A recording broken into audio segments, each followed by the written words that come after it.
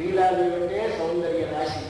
ఆ సౌందర్య రాశి ఈ ప్రకృతి యొక్క సౌందర్యాన్ని చూసి మోహపడి పడుకోకుండా తాను భగవంతుని ఎందే పరిపూర్ణమైన జ్ఞానంతో భక్తితో ఉంటే భగవానుడు ఒక్కసారి మనకు బాధ్యతగా తానే వహించి ఆయన హాయిగా మన లోపల నిద్రిస్తాడు. ఆయన వెంటనే లేపాలి, పడుకున్నాడు కదా అనుకోకూడదు, లేపాలి. ఏమని లేపాలి? స్వామి నేను నీ కొరకు, నేను నీ కొరకు అని పాటలు చెప్పడానికి లేపాలి. ఎక్కడున్నాడు ఇప్పుడు స్వామి? మన హృదయ దేశంలో ఉన్నాడు, ఎక్కడో లేడు భగవాన్. ఎలాగైతే ఒక బంగారు నిధి పెట్టారని మనుషులు చెప్తుంది, మన ఇంట్లోనే మన పూర్వులు ఒక బంగారు నిధి పెట్టారట. ఆ పెట్టినటువంటి నిధి తెలియకుండా చెప్పకుండా చనిపోయినాక మనకి తెలియదు, పేదవాళ్ళందరూ వాళ్ళని వెళ్ళి ముష్టెత్తుకుంటున్నామట. కానీ హిరణ్య నిధి అక్షేత్రజ్ఞ, అక్కడ పాపంది అని తెలియనటువంటి వాడు ఎలాగైతే తనలో పడే భగవానుడు పరతత్వం ప్రమాణ స్వరూపమైనటువంటిది ఉన్నప్పటికీ తాను తెలియక దాని వరకే వాటిని త్యాగిస్తూ నేను దుఃఖము గలవాడిని, నేను అజ్ఞానం గలవాడిని అనుకుంటున్నాం మనం. కాదు, నాకేం దుఃఖం, నాకేం అజ్ఞానం, నా స్వామి ఉన్నాడు. నా స్వామి సర్వశక్తి ఉంటుంది, వాడు సర్వజ్ఞాని కలవాడు. ఆయన ఉండగా నాకేమి దుఃఖము, నాకేమి రక్ష లేదు, నాకు ఆనందమే లేకపోవడమేమి ఆయన ధైర్యం నీకుంటే అప్పుడు నువ్వు పరిపూర్ణమైనటువంటి జ్ఞానం గలవాడు అవుతావు. అటువంటి జ్ఞానాన్ని మనకు ప్రసాదించడానికి మన పెద్దలు ఉపనిషత్తులని వేదాలను అందిస్తే ఆ అందించిన మనకు అందవేమో, మనం సామాన్యులం జీవులం తెలుసుకోలేమని, మన జ్ఞానానికి అందమని దాన్ని మన కోసం పాపం సామాన్యులు ఎవరికి తీసుకొచ్చింది మన తల్లి ఆనందాలు తీసుకొచ్చాయా అందరికీ. ఇది ఆనాడు ఆమె చేసింది, ఈనాడు ఎంతో చెయ్యాలని ప్రయత్నిస్తున్న దాన్ని మన ఆండాడు తల్లి ఏనాడో సామాన్యులకు ఉపనిషదర్థంలో బోధించడానికి ఒక వ్రతం కల్పించింది. ఏమిటి చేసింది ఆ వ్రతంలో? లేచింది. ఎక్కడ పడుకున్న వాడిని లేచింది. ఎక్కడ పడుకున్నాడు? లీలాదేవి వక్షస్థలం తలాంచుకొని పడుకున్న స్వామిని ప్రసాదించా. రేపు ఏమిటి చెప్పింది? వెంటనే చెప్పి పడుకుంటాడిగా చదువుకో అని పిల్లలకి మనం చెప్పినట్లు అని ఒక పాఠం చెప్పింది. ఏమిటా పాఠం? పారాజ్యం స్వం, నేను నీ కొరకు, నేను నీ కొరకు. ఇదే చెప్పింది చర్చ చివరికి. ఉందన్నో ఉత్వమేయావో ఉన్నకే ఆ మాషేవో. ఇది మన ఆండాల్సిన పాఠం. స్వామి చెప్పింది, స్వామి నేను ఎప్పుడు నీతోనే సంబంధం కదా అయి ఉండాలి, నేను ఏ పని చేసినా నీ సరే కావాలి. ఇది అమ్మ చెప్పిన పాఠం. ఇది మనం అందరికీ చెప్పాలి. స్వామికి లేదు అయా పారాజ్యం స్వం, మనది సహజమైన స్వరూపమేమి. నేనంటే ఎవడు? నేనంటే భగవాని కొరకు తాను, భగవాని పని భగవాని ప్రీతి కొరకు చేయువాడను అని తెలుసుకుంటే నేను తెలిసినట్టు లెక్క. నేను తెలిసింది అంటే మనకి భగవద్ రామానుజ శరణాగతి విద్యలో ఆత్మస్వరూప సాక్షాత్కారం, ఆత్మసాక్షాత్కారం, ఆత్మసాక్షాత్కారం అంటూ ఉంటారు. ఆత్మసాక్షాత్కారం అంటే అర్థమేమిటి అంటే కేవలంగా ఏదో లోపల ఒక వెలుగును చూస్తాము కాదు, మరేమి చూడాలి? నీ లోపల నీవు చేసే ప్రతి పని ఒకటి చేయిస్తున్నట్టు నీకు తెలియాలి. నువ్వు చేసే ప్రతి పని ఒకటి స్వీకరించి ఆనందిస్తున్నట్టు నీకు తెలియాలి. ఇవి రెండూ నీకు ఎప్పుడు తెలిస్తే అప్పుడు నీకు తెలిసినట్టు లెక్క అని వారు చెప్పారు. భగవంతుని నిత్య నియామ్య భగవద్దాస్య, భగవంతుని చేత నియమింపబడుతున్నాను, భగవంతుడు నాకు చేసిన పనిని స్వీకరించి ఆనందిస్తున్నాను అని లోపల స్పష్టంగా తెలుస్తూ ఉంటే మన తీర్థస్వామి వారు ఏం చేసినా ఏ కార్యక్రమాలు చేసినా వారు చేస్తున్నారా? చేస్తున్నారని మనం అనుకుంటున్నాం. వారు నిర్భరంగా ఉంటారు, ఏమి బెంగపెట్టుకోవడం అంతటి కార్యక్రమం పెట్టేసి హాయిగా ఎలా ఉంటారు? ఆయన చేయలేదంట. చేయించేవాడు ఉన్నాడు, వాడు చేయిస్తున్నాడు. లేదంట. చేయించేవాడు ఉన్నాడు, వాడు చేయిస్తున్నాడు. తండ్రి భుజం మీద కూర్చొని పిల్లవాడు వెళుతూ ఉంటే పిల్లవాడు నీళ్ళలో వచ్చినా బెంగపెట్టుకోడు, ఎక్కడ వెళ్ళినా భయపడు, హాయిగా నమ్ముతూ వాడు కూర్చుంటాడు. కింద వాడు శ్రమపడతాడు. అలా మోస్తున్నవాడు ఆయన, మోయబడేవాడు మనని. జ్ఞానం ఉంటే వారు ఆత్మసాక్షాత్కారం చేసిన వారిని, వారు ఆత్మదర్శనం చేసిన వారిని మన సిద్ధాంతం ఉపనిషత్ సిద్ధాంతం. దాన్ని అనుసరించి తల్లి స్వామి పడుకున్నావా? ఎవరిదనుకున్నా ఈ పూచి పారార్థ్యం స్వం, నీదే ఈ సొత్తు, ఈ సొత్తుని కాపాడవలసిన బాధ్యత నీదే. ఈ జగత్తంతా నీది, నేను ఇవ్వాలి. అఖిల జగన్మాతరం అస్మన్మాతరం, అఖిల జగత్స్వామి అస్మత్స్వామి అని భగవద్ రామానుజుడు అన్నారు. మనకి మొట్టమొదటి రోజు చదువుతున్నామా? ఇప్పుడు సమస్త జగత్తు ఆయన సొత్తు, సమస్త జగత్తులో నేను కూడా ఈ సొత్తు. ఈ సొత్తును కాపాడవలసిన బాధ్యత నీది. ఈ జ్ఞానం మన లోపల కలగాలి. ఇది కలిగితే నిన్ను నీకు తెలిసినట్టు లెక్క. కానీ ఆత్మసాక్షాత్కారం లేదు, యోగాభ్యాసం చేసి దర్శనం చేస్తానంటే కొంతసేపు ఉంటుంది ఆ వెలుగు. ఆ వెలుగు కనపడడం అనిపిస్తుంది. అది కాదు నీ జీవితంలో ఎప్పుడు తిరుగుతున్నా, ఎక్కడ తిరుగుతున్నా, ఏమి చేస్తున్నా, ఏమి మాట్లాడుతున్నా లోపల పలికించేవాడు, లోపల ఉండి ఆనందించేవాడు కనిపిస్తాడు. అట్లా దర్శించినటువంటి వారు ఆత్మసాక్షాత్కారం పొందిన వారిని మన సిద్ధాంతం కనుక ఉపనిషత్ సిద్ధాంతం కనుక దాని ప్రకారంగా తల్లి స్వామి పాఠం చెప్పిన పారార్థ్యము స్వామి శృతి శతశిర సిద్ధం. ఇది ఎవరో నేను చెప్పింది కాదు. శృతి అంటే వేదం, శత అంటే 100, 100 వేదముల యొక్క చివరి భాగమైన ఉపనిషత్తులలో ప్రతిపాదింపబడింది. ఏమిటది? నీవు స్వామిని, నేను నీ సొత్తును, ఇది నీ కొనకే వినియోగపడాలి అనేటువంటి దాన్ని స్వామికి పాఠం చెప్తుంది కదా. ఇంకా మూడవది ఏమిటి? స్వచ్ఛిష్టాయాం శ్రీ నిగడితం యా బలాకృత్య భుంతే. ఇంతవరకు జ్ఞానమైంది. జ్ఞానమైన తర్వాత కలవలసింది ఏమిటి? జ్ఞానం అంటే పువ్వు. పువ్వు ఉండగానే లాభం దేవుడు పెట్టకూడదు. దానికి వాసన ఉండాలి. వాసన లేని పువ్వు పెరుమాళకి పెట్టకూడదు. అలాగే ఉండాలి మనకి జ్ఞానానికి భక్తి రావాలి. భక్తి వస్తే పరిమళం వస్తుంది. భక్తి లేని జ్ఞానం శుష్కమైన జ్ఞానం, క్రియారూపముగా పరిణమించాలి జ్ఞానం. ఎప్పుడైతే నీ కొరకు అంటే కేవలంగా నీ కొరకే మాటలతో చెప్పడం కాదు. ఏ పని చేసినా తండ్రి కానీ తల్లి కానీ ప్రేమించిన తండ్రి బజారు వెళ్తే మిఠాయి కనిపిస్తే పళ్ళు కనిపిస్తే కొన్ని ఏం చేస్తారు? అబ్బాయికి అమ్మాయికి అక్కడ వెంటనే వాళ్ళు నోట్లో వేసుకోరు, తినరు. అలాగే పెరుమాళం ప్రేమించిన వాళ్ళు ఏం చేస్తారు? తీసుకొచ్చి పెరుమాళకి పువ్వు వాసన కూడా ఓ పండు కొరకరు, పడుకు స్వామికి నివేదించండి కూర్చుకోరు. ఏమిటి దీని అర్థం అంటే ఈ లోపల ఉన్నటువంటి ప్రేమ ఎప్పుడు వస్తుంది? జ్ఞానం ఉంటే. జ్ఞానమేమి?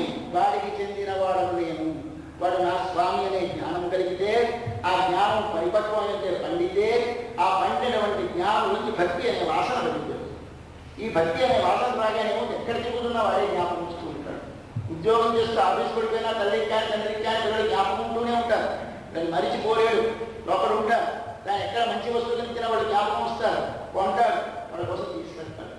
ఇది నీ భగవంతుడితో ఉండే సంబంధం. దీన్ని నువ్వు తెలుసుకుంటే ఏమవుతుంది? నీకు ఇప్పుడు భక్తి ఆలోచన. ఈ భక్తికి పేరు మన అండాలు పాఠం చెప్పాలి. పాఠం చెప్పడం మనకి ఒక కథ అనిపించేస్తుంది. ఆ తల్లి ఒక దండ కట్టి పూలదండ, ఆ పూలదండ రోజు తను ఉంచుకొని ఆ దండ తీసి స్వామికి అర్పించేది. స్వోచ్ఛిష్టాయాం శ్రద్ధి. శ్రద్ధ అంటే మాల, స్వ అంటే తాను, ఉచ్ఛిష్ట అంటే ధరించి వదిలిన మాల. దానితో స్వామి బంధించి బలాత్కారంగా అనుభవించింది. వాడు తను అనుభవించడం కాదు, తాను ఆయనని అనుభవించింది. ఎలా అనుభవించింది? ఆయన ప్రేమించి కాదు, దాన్ని బలాత్కరించి అనుభవించింది. ఆ బలాత్కృత్య ఉంటే ఇది మనం చేయాలి. ఏమిటి అర్థం అంటే ఇందాక జ్ఞానం చెప్పాను. రెండు పాదాలు నీలాదూరస్థలగిరి సుప్తం ఉద్బోధ్య అంత లేపండి. లేపిన తర్వాత ఏం చేయాలి? ఒకసారి పారాధ్యం స్వం శుద్ధిశుద్ధం అర్చాపయంతి స్వామి నీవాడు. స్వామి నీవు స్వామివి, నేను నీ సొత్తును, నా భారం నీది అని వాడికి ఒకసారి పాఠం చెప్పండి. చెప్పిన తర్వాత ఏం చేయాలి? వెంటనే ఒకసారి జ్ఞానం పరిపక్వమై క్రియారూపంగా రావాలి. మనం చేసే సర్వవ్యాపారం వాడు వాడి వరకు చేయిస్తున్నాడని మీకు తెలిస్తే ఏది చేసినా వాడి వరకు అవుతుంది. ఇట్లా స్మరించగానే ఏ పని చేస్తున్నా వాడే జ్ఞాపకం వస్తాడు. ఎడతెగక ప్రేమతో స్మరించుటకు భక్తి అని. భక్తి అన్నా ధ్యానము అన్న అర్థం ఏమిటంటే ఎడతెగని స్మరణ. ఎడతెగని స్మరణ అంటే మనం ఏదైనా ఒక దాన్ని ఇప్పుడు చూసాం, పండు చూసిన దాని వెంటనే కళ్ళు చూసుకుంటే పండు కనిపిస్తుంది. ఈ కనిపించిన తర్వాత మళ్ళీ రెండోసారి మళ్ళీ అదే పండు కనిపించాలి దగ్గర మరో వస్తువు వస్తుంది మన జ్ఞాపకంలో. మన ఇంట్లో తాళంచేవో లేదా పెట్టో మరొక వస్తువు మరొక జ్ఞాపకం వస్తాయి.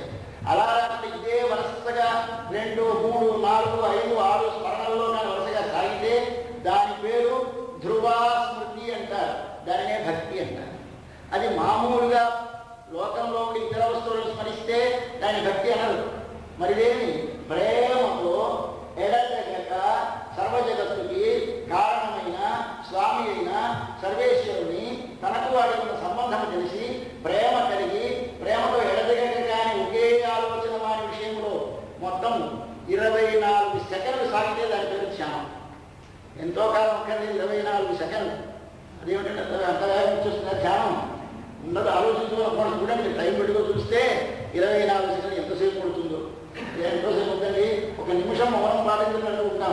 నిమిషం అంటే ఎంత అయిపోతుంది, 1 గంటలా ఉంటుంది మౌనం పాటిస్తూ కూర్చుంటే. ఇంకేదో లోపల ప్రేమ లేక.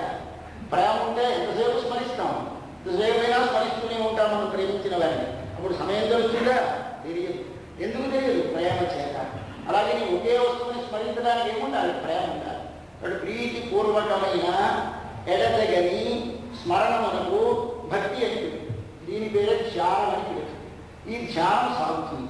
దీనికి మిగిలినవేమీ కాదు, కావాల్సింది ప్రేమ కావాలి. అంతేగాని ఇల్లు కోసం వినగాల్లో పడితే అలా ముఖం వేసి కూర్చుంటే ధ్యానం కుదిరింది అనుకోకూడదు. కళ్ళు మూసేస్తే ధ్యానం కుదిరిందని కాదు. కళ్ళు ముయ్యడానికి అర్థం ఆ దానిని స్మరిస్తున్న ఒక ఆలోచన రాకపోవడం అని అర్థం. మీరు చూస్తూనే ఉంటారు, కనపడదు. ఏమిరా అలా చూస్తున్నావు, కనిపించలేదా? దెబ్బలాడతారు పెద్దవాడు. మామూలుగా పక్కన కూర్చుంటారు, అలా వెళ్ళిపోతుందని చూసుకోడు. ఏమిరా పక్కన కూర్చున్నావు, చూడలేదా? ఎందుకు చూడలేదు? ఒకదాన్ని ప్రేమను స్మరిస్తున్నాడు. ఆ స్మరిస్తున్న సందర్భంలో కనిపించదు. శకుంతల దుష్యంతుని ప్రేమించింది, వారిద్దరికి వివాహం అయింది. ఆయన వెళ్ళిపోయినాడు. వీడు దుష్యంతునే స్మరిస్తోంది. దూర్వాస మహర్షి వచ్చాడు, ఎదురుగా పెద్ద కేక వేశాడు, అతిథి వచ్చాను. అప్పుడు వినపడలేదు. నేను చెవులేవా? ఎందుకు వినపడలేదు? ప్రేమతో ఒకే వస్తువుని ఎడతెగ స్మరిస్తే కన్ను కానీ చెవి కానీ పనిచేయవు. ఆ స్థితి మన లోపల కలగడం, అది కళ్ళు మూసేయడం అంటే అర్థం. కళ్ళు మూసేసో కూర్చుంటే లోపల కనిపిస్తూనే ఉంటాయి అన్నీ. లోపల కనిపించడం కాదు, కావాల్సింది మనకు వస్తువు నీకు ఎలా చూస్తున్నా కనిపించదు కదా. కళ్ళు విప్పుకో చూస్తున్నా, కళ్ళు మూసుకో చూస్తున్నా, ఒకే వస్తువుని ఎడతెగకుండా స్మరిస్తే స్మరించిన దానివల్ల ఆ స్మరించిన వస్తువు ఈ కంటితో చూసినంత స్పష్టంగా కనిపిస్తుంది లోపల. దాని పేరు ధ్యానం. అది కలిగితే దాని పేరు పూలదండ కట్టి స్వామికి పెట్టడం అని అర్థం. ఏమిటి పూలదండ కట్టేవాడి స్వామికి పెట్టేవాడి అంటే పువ్వు ముందు మొగ్గగా ముడుచుకొని ఉంటుంది, అది విడుతుంది. అలాగే మన లోపల జ్ఞానం అనేది ఎప్పుడు ఉంది. జ్ఞానమే ఆత్మకు రక్షణ. ఆ జ్ఞానం అనేది ఎప్పుడు ఉన్నది. కానీ జ్ఞానం ఏమవుతుంది మనకి? ఈ సంసారం శరీర సంబంధంతో ముడుచుకుపోతుంది. ఈ ముడుచుకుపోయేటువంటి జ్ఞానాన్ని ఒకసారి గురువు యొక్క కటాక్షం, ఆచార్య ఉపదేశం, పెద్దలతో సహవాసం, పెద్దలతో సంబంధం, భగవత్ కథా శ్రవణం, అలా అలా అలా ఒక్కొక్కరికి విచ్చుకుంటుంది. ఈ విచ్చుకున్న పువ్వులో ఈ జ్ఞానం వికసించిన తర్వాత భక్తి రావాలి. ఆ వచ్చిన తర్వాత పువ్వు కొయ్యాలి. కోసి దాని లోపల ఏమి కూర్చాలి? ప్రేమ అనే దారం కూర్చాలి. పాటలుగా దూర్చాలి. మాటలకి మాట పువ్వు అయితే పాట దారం. మనం మామూలుగా జ్ఞానమే పువ్వు అయితే దాని లోపల భక్తి అనే దారం ఉంచి ఒక మాలగా కట్టాలి. ఇది ఏమిటి అంటే ధరించి విడిచిన మాల. ధరించి విడుస్తామా? మీరు లోపల ఒకదాన్ని స్మరిస్తారు. స్మరించిన దాన్ని నిండా స్మరిస్తే మనకు తెలియకుండా ప్రేమ విషయాలు బయటకు వచ్చేస్తుంది. మనం ప్రేమించిన వాళ్ళు వస్తారు, హలో హలో ఎప్పుడు వచ్చారు? ఈ హలో హలో ఏం కాదు, పసిపిల్లని చూస్తుంది, నా బుద్ధి నా కొంటారు, ఏదో మరొకటి బుద్ధి మాటలు అంటూ ఉంటారు. ఏమిటది అనాలని ఉద్యాల్లో పడుకోబెట్టి పిల్లని లాలిపడుతుంటే తల్లికి పాట రాకపోయినా హాయి హాయి ఏదో పాట పడుతూనే ఉంటుంది. సంగీతం రాదు, పాట వస్తుంది. ఏమిటి పాట? లోపల కలిగిన ప్రేమ గుండె నిండా నిండినప్పుడు నిండిన కుండలోకి నీరు బయటికి కొడినట్టు లోపలి ప్రేమ మాటగా బయటకు వస్తుంది. కాబట్టి పొర్లి పారిన మాటకు పాట అని పాట అంటే అయత్న సిద్ధము, తన ప్రయత్నము లేకుండా వచ్చినది, మధురము తీయగా ఉన్నది. ఈ రెండు లక్షణాలు అంటే దాని పేరు పాట. అంతే తప్ప చాలా కష్టపడితే సాధన చేసి సంగీతం సాధిస్తే పాట కాదు. త్యాగరాజు గారికి పాట వస్తే ముందు నేర్చుకొని పాడలేదు. రామదాసు గారికి పాట వస్తే ముందు నేర్చుకొని పాడలేదు. మా నాన్నగారి ముందు నేర్చుకొని పాడలేదు.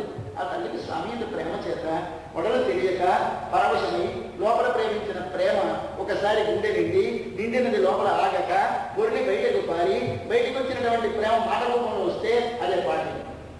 అది మన నాన్నగారి తల్లి ఆరువారు పాడిన పాటలు. అటువంటి పాటగా బయటికి రానివ్వాలి. ఆ దాన్ని ఏమంటాం? ధరించి విడిచిన మాల. తన వృత్తిలో పెట్టుకుని ఇచ్చింది, తన హృదయంలో అనుభవించి ఇచ్చింది ఈ మాట. ఇప్పుడు బయటకు వచ్చిన మాట ఏమైంది? మీకు పువ్వు.